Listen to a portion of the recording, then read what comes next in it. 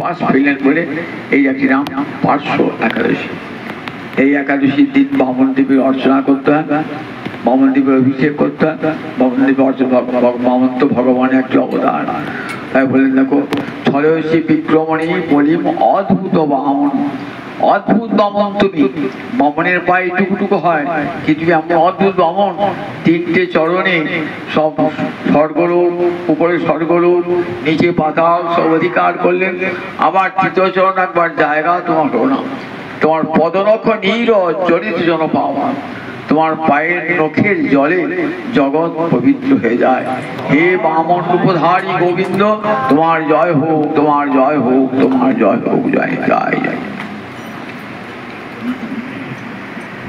কিবাসী হরিবাসরে হরি কীর্তন বিধান